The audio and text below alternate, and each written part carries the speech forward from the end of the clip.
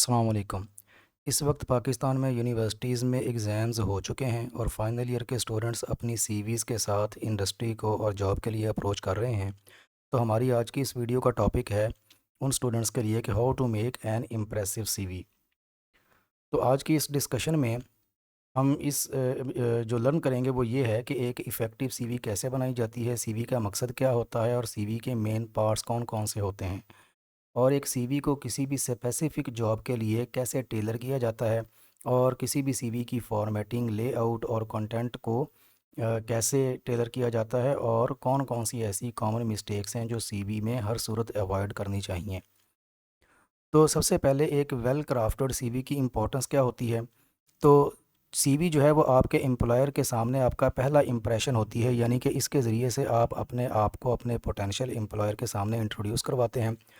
तो your CV is a tool to convey your professionalism and attention to detail, कि आप का जो प्रोफेशनल इमेज है और आपकी जो नेचर है कि आप कितनी अटेंशन टू डिटेल देते हैं। इसमें जो कॉमन मिस्टेक है कि स्टूडेंट्स जो हैं वो छोटी छोटी फॉर्मेटिंग की और स्पेलिंग की मिस्टेक्स उन्होंने की होती हैं, ये आपकी अटेंशन टू डिटेल की नफ़ी करती हैं।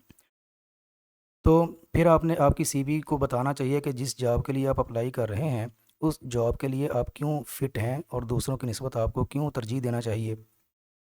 और आपकी सीवी का सबसे पहला काम ये होता है कि वो आपको आपकी जॉब का जो रिक्रूटमेंट प्रोसेस है उसमें पहला मरहला तय करवा दे, यानी आपकी एप्लीकेशन जब जाए तो आपकी सीवी आपको इंटरव्यू तक ले जाए, फिर आगे आपने अपने इंटरव्यू में परफॉर्मेंस देनी होती है। तो दूसरा, इस तरीके से जो आपकी सीवी है वो आपकी पर्सनल ब्रांडिंग करती है और पोटेंशियल एम्प्लॉयर को कायल करती है कि वो आपको दूसरों की निस्बत क्यों सिलेक्ट करे।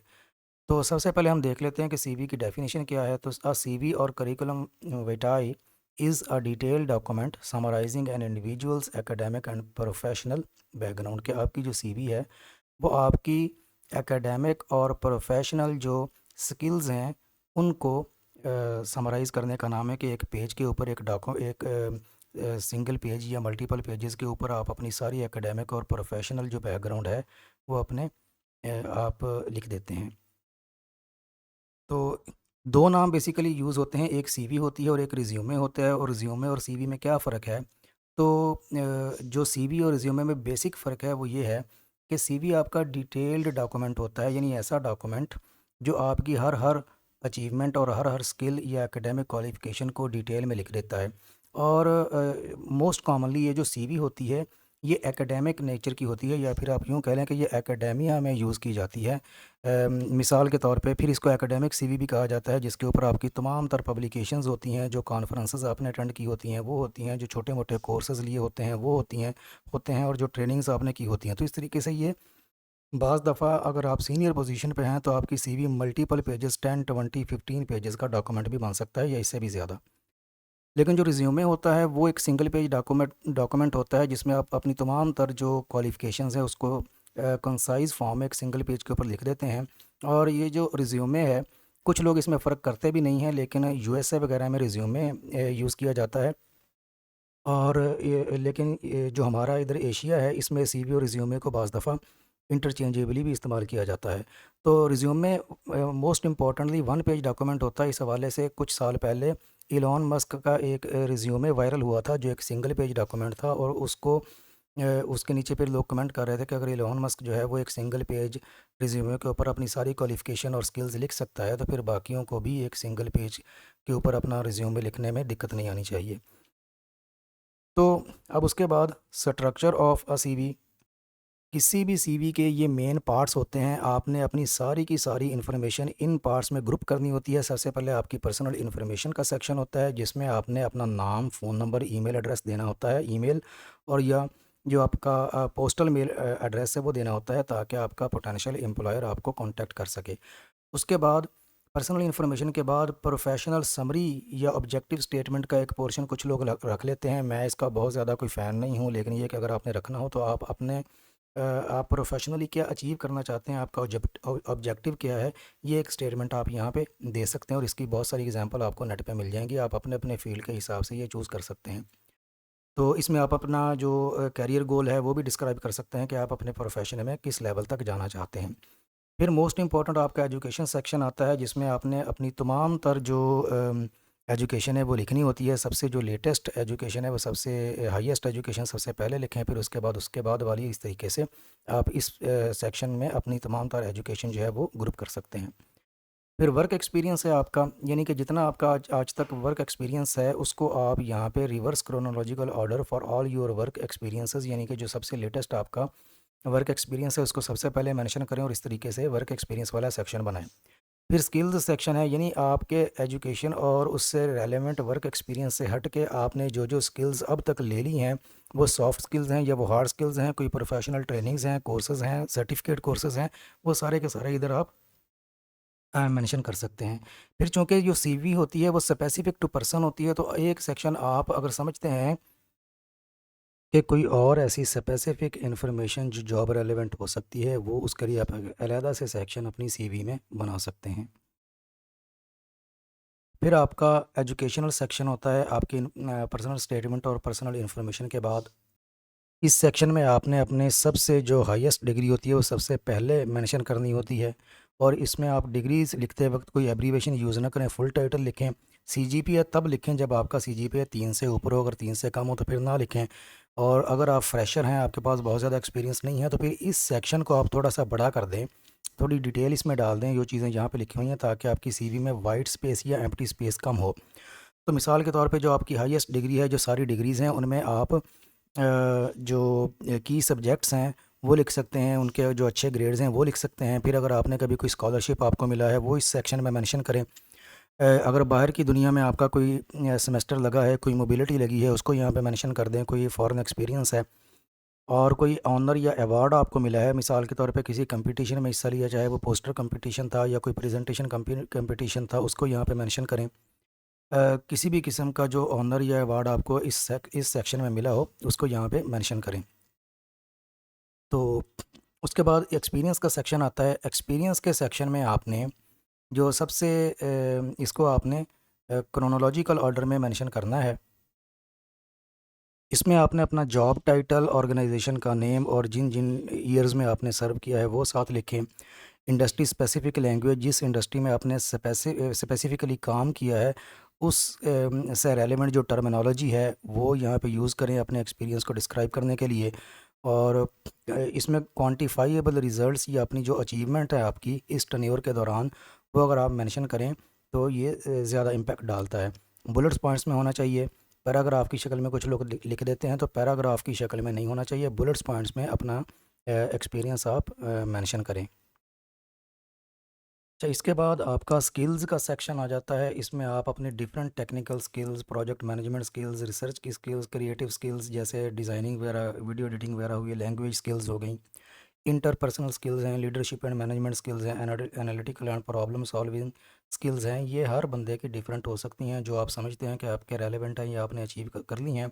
बल्कि जो सॉफ्ट स्किल्स होती हैं वो तो हर बंदे के लिए कॉमन होती हैं, जिसमें ये analytical and problem solving skills हैं, लीडरशिप एंड मैनेजमेंट स्किल्स हैं, चाहे टाइम मैनेजमेंट है, चाहे पर्सनल मैनेजमेंट है, कॉन्फ्लिक्ट मैनेजमेंट है। तो ये सारी की सारी इस सेक्शन में आप लिख सकते हैं बुलेट पॉइंट्स में। अच्छा, इन सारे सेक्शंस को इफ़ेक्टिव बनाने के लिए कुछ जो है ना वो टिप्स हैं जो कि मानी जाती हैं।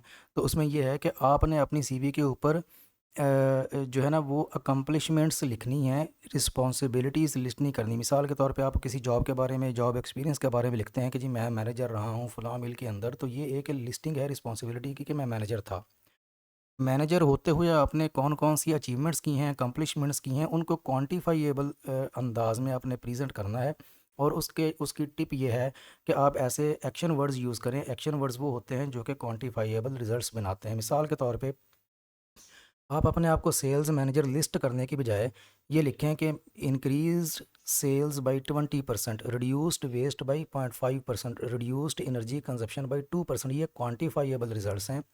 इंक्रीज़ यील्ड, यानी आपकी जो प्रोडक्शन है, अगर आप टेक्सटाइल इंजीनियर हैं तो आपने अपनी यील्ड जो है वो 1% जो है वो इंक्रीज़ कर दी है, वेस्ट 0.5% रिड्यूस कर दी है, एनर्जी कंजप्शन रिड्यूस कर दी है, increase strength of the product by 10%। मिसाल के तौर पे आपने धागा बनाया है तो वो धागे की जो स्ट्रेंथ है वो 10% इंक्रीज़ कर दी है, तो ये आपका क्वान्टिफाइएबल रिजल्ट है। तो इस तरीके से आप कोई भी अचीवमेंट जो है उसको मेंशन कर सकते हैं।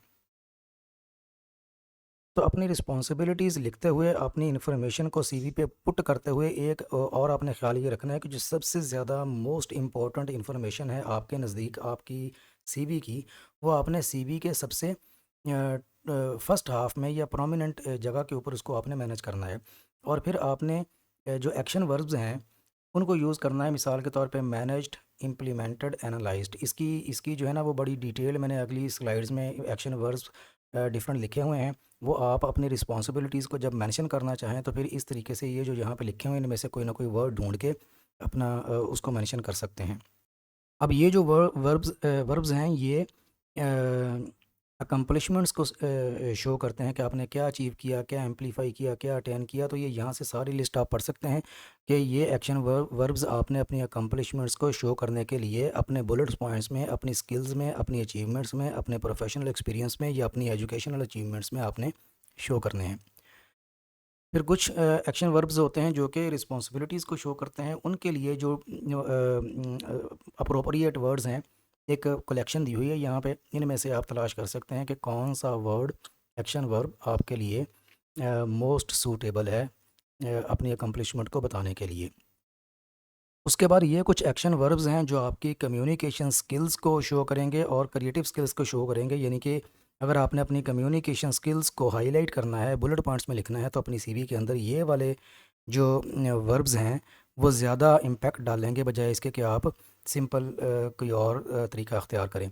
इसी तरीके से अगर आपने अपनी क्रिएटिव या ऑथरशिप स्किल्स दिखानी है तो आप ये वाले वर्ब्स यूज़ कर सकते हैं। Authored, brainstormed, communicated, conceptualised, curated, customised. तो इस तरीके से आप जो अपनी सीवी को इम्पैक्टफुल बना सकते हैं।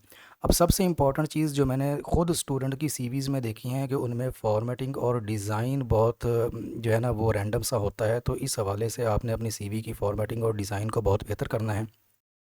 अब ये वाली वो टिप्स हैं जिससे आप अपनी सीवी की फॉर्मेटिंग और डिज़ाइन को बेहतर कर सकते हैं। मिसाल के तौर पे आपका जो फ़ॉन्ट है वो रीडेबल होना चाहिए, फ़ॉन्ट स्टाइल और साइज़ जो है वो कंसिस्टेंट होना चाहिए। आप अपने फॉर्मेटिंग में इनकंसिस्टेंट ना हो, यानी कि बोल्ड करने में, इटैलिक्स करने में, बुलेट पॉइंट बनाने में आपकी इनकंसिस्टेंसीज नहीं होनी चाहिए। आपकी जो स्पेसिंग है, अलाइनमेंट है, उसमें इनकंसिस्टेंसी नहीं होनी चाहिए। सीवी के ऊपर बहुत ज़्यादा वाइट स्पेस यानी कि एम्प्टी जगह छोड़ना या फिर इतना कुछ भर देना कि वाइट स्पेस बहुत ही कम हो जाए, इससे अवॉइड करना चाहिए। और जो ऑर्गेनाइजेशन है जो पहले स्लाइड पे गुजर चुका है, यानी कि पर्सनल डिटेल पहले, एजुकेशन बाद में, फिर एक्सपीरियंस, फिर स्किल्स, ये ज़्यादा लॉजिकल ऑर्डर है। उसके बाद आपकी जो सीवी है वो पहली नज़र में देखने में भी अपीलिंग होनी चाहिए, यानी कि कोई रैंडम सा डॉक्यूमेंट देखने में नहीं लगना चाहिए पहली साइट में। सीवी बना लेने के बाद आप अपनी सीवी को एक नज़र से देखें, प्रूफ रीड करें और देखें कि कोई ग्रामर की मिस्टेक तो नहीं है। कैपिटलाइजेशन मैंने देखा है कि स्टूडेंट्स जो है ना वो कैपिटलाइजेशन के मामले में बहुत गलतियां करते हैं कि अगर इस सेंटेंस का या किसी वर्ड का पहला लफ्ज़ कैपिटलाइज होना है तो नहीं किया हुआ, या फिर जुमले के अंदर गैर ज़रूरी तौर पर बहुत सारे जो वर्ड्स हैं वो कैपिटलाइज किए हुए हैं। स्पेलिंग की मिस्टेक्स हैं, पंक्चुएशन है। तो कंसाइज़ और रीडेबल होनी चाहिए, यानी बहुत ज़्यादा लेंथी नहीं करना चाहिए, एक चीज़ को बार बार रिपीट नहीं करना चाहिए। रीडेबल हो और कंसाइज़ हो। चूँकि हर जॉब डिफरेंट होती है तो किसी भी जॉब पे अप्लाई करने के लिए थोड़ी बहुत टेलरिंग आपको अपनी सीवी की करनी चाहिए जो आपकी सीवी को उस जॉब स्पेसिफिक बना दे। इसमें जो है आपने अपनी सीवी में वो वाली स्किल्स जो जिस जॉब के लिए आप अप्लाई कर रहे हैं उसके लिए जो स्किल्स ज़्यादातर चाहिए उन स्किल्स को हाईलाइट करें। इसमें आप ये भी कर सकते हैं कि अगर आपने अपनी ऑब्जेक्टिव या पर्सनल स्टेटमेंट दी हैं तो वो उस जॉब से मुतल्लिका, उस ऑर्गेनाइजेशन से मुतल्लिका कर लें। फिर अगर आपकी सीवी में कोई गैप है, आपने कोई 1-2 साल काम नहीं किया तो उसको किसी तरीके से ब्रिज करें। जैसे कि आजकल फ्रीलांस वर्क बहुत ज़्यादा है, वॉलंटियर वर्क है, रेलेवेंट कोर्स वर्क है, कोई कोर्स आपने लिया है, तो ये इन सारी चीज़ों के ज़रिए से आप अपनी सीवी को कस्टमाइज़ करें और जॉब रेलेवेंट बनाएं। अगर आप फ्रेश ग्रेजुएट हैं और आपके पास अभी प्रोफेशनल एक्सपीरियंस नहीं है तो बाज़ दफ़ा फ्रेश ग्रेजुएट्स को ये बड़ी मुश्किल पेश आती है कि वो अपनी सीवी के ऊपर क्या लिखें, क्योंकि सिर्फ एजुकेशन काफ़ी नहीं होती और बहुत ज़्यादा वाइट स्पेस या एम्प्टी एम्प्टी सीवी लगती है। तो उसके लिए ज़रूरी है कि आप अपने फाइनल ईयर के प्रोजेक्ट पे फोकस करें। जितने भी इंजीनियरिंग के स्टूडेंट्स होते हैं उनका एक फ़ाइनल ईयर डिज़ाइन प्रोजेक्ट है, क्योंकि पाकिस्तान इंजीनियरिंग कौंसिल की तरफ से ये मस्ट है। तो आप कुछ स्पेस अपने फाइनल ईयर प्रोजेक्ट को, उसकी उसकी नॉवल्टी को, उसकी इनोवेशन को, उसमें अपनी अचीवमेंट को दें। फिर इसके अलावा आपने अपनी जो डिग्री है उससे हट के अगर कोई स्किल्स ले ली हैं, चाहे वो टेक्निकल स्किल्स हैं या सॉफ्ट स्किल्स हैं, उसमें प्रोग्रामिंग आ गई, डाटा एनालिसिस आ गया, प्रोडक्ट डेवलपमेंट आ गई, आर्टिफिशियल इंटेलिजेंस आ गई, इसके अगर आपने कोई सर्टिफिकेट किए हैं, कोई वर्कशॉप्स ली हैं, उनको मेंशन करें। और सॉफ्ट स्किल्स में अगर आपने कम्युनिकेशन स्किल्स का कोई कोर्स लिया है, कोर्सेरा पे बहुत सारे या और दूसरी फ्री वेबसाइट्स पे बहुत सारे कोर्सेज अवेलेबल हैं, प्रॉब्लम सॉल्विंग या लीडरशिप स्किल्स के ऊपर कोई लेक्चर्स लिए हैं, कोई सर्टिफिकेट लिया है, तो इनके ऊपर फोकस करें और इस तरीके से अपनी सीवी को एम्प्टी होने से जो है ना वो उसका जो एम्प्टी स्पेस है उसको आप कवर कर सकते हैं। इसके साथ-साथ अगर आपने एक छोटी-मोटी अचीवमेंट्स अपने एकेडमिक करियर में की हुई हैं, यानी स्कॉलरशिप्स कोई लिया है, कहीं पे ऑनर कोई अवार्ड जीता है, यानी कि पोस्टर अवार्ड हो गया, प्रेजेंटेशन अवार्ड हो गया, कोई और एप्रिसिएशन आपको मिली है, या फिर ख़ास तौर पे स्टूडेंट्स जो एक्स्ट्रा करिकुलर एक्टिविटीज़ करते हैं, जिसमें स्टूडेंट बॉडीज़ होती हैं, जिसमें कि डिफरेंट लीडरशिप रोल्स होते हैं, वो अगर आपने प्ले किए हैं, तो वो आप ख़ास तौर पे मेंशन कर सकते हैं। तो ये जो बॉडीज़ होती हैं, स्टूडेंट बॉडीज़ होती हैं, स्टूडेंट सोसाइटीज़ होती हैं, ये बहुत एक्सीलेंट एग्जांपल हैं जिसमें आप अपनी टाइम मैनेजमेंट की, टीम वर्क की, लीडरशिप की जो सॉफ्ट स्किल्स हैं उनको आप हाईलाइट कर सकते हैं और अपनी सीवी को इफ़ेक्टिव बना सकते हैं। तो एंड पे जाके कुछ ऐसे टूल्स जो ऑनलाइन आपकी सीवी बिल्डिंग में हेल्प करें, तो कैनवा है, ज़ेटी है, यूरोपास टेम्पलेट है। मेरा सबसे फेवरेट जो टेम्पलेट है वो यूरोपास है, इसकी भी हम मैं आपको ये टेम्पलेट दिखाता भी हूँ। इस इन इन 3 से हट के और बहुत सारे ऑनलाइन टूल्स आपको ऑन मिल जाएंगे जो आपको आपकी जो सीवी है वो बनाने में हेल्प देंगे। तो इस तरीके से आप अपनी सीवी इस तरह के अगर जो टूल होते हैं उसमें एक आपको फ़ायदा हो सकता है कि फॉर्मेटिंग और डिज़ाइन का आपका जो मसला है वो हल हो सकता है कि उनके पास वो प्री डिज़ाइंड या प्री फॉर्मेटेड सीवीज़ होती हैं। एंड पे जाके जो फाइनल चेक आपने अपनी सीवी के ऊपर रखना है वो ये है कि आपने अपनी सीवी बना लेने के बाद उसको प्रूफ रीड करना है। उसमें किसी भी किस्म की कोई एरर्स हैं, फॉर्मेटिंग की हैं, कंसिस्टेंसी की हैं, या फिर टाइपोज़ हैं, टाइपिंग मिस्टेक्स हैं, वो सारी की सारी आपने जो है वो इसमें प्रूफ रीड करनी है। और एंड पे जाके देखें कि आपकी सीवी प्रोफेशनलिज्म इसको डिपिक्ट करना चाहिए। ऐसा नहीं होना चाहिए कि आप किसी कंपनी को सीवी भेज रहे हैं और उसको ऊपर जो आपका ईमेल है वो जो है ना वो प्रिंस या पापा की प्रिंसेस या इस तरह के आपने यूज़ किए हो, तो ये जो आपका ईमेल है ये भी प्रोफेशनल होना चाहिए। तो ये थी सीवी कैसे बनाई जाती है। इसके बाद मैं आपको दिखाता हूँ कि जो यूरोपास टेम्पलेट है जो मेरा फेवरेट है वो आपको कैसा दिखता है और कैसे आप उसको फॉर्मेट कर सकते हैं। तो ये यूरोपास टेम्पलेट है एमएस वर्ड में। इसमें आप देख सकते हैं कि आपका जो इमेज या पिक्चर का की जगह है, आपकी फ़र्स्ट जो पोर्शन है वो आपका पर्सनल इन्फॉर्मेशन है।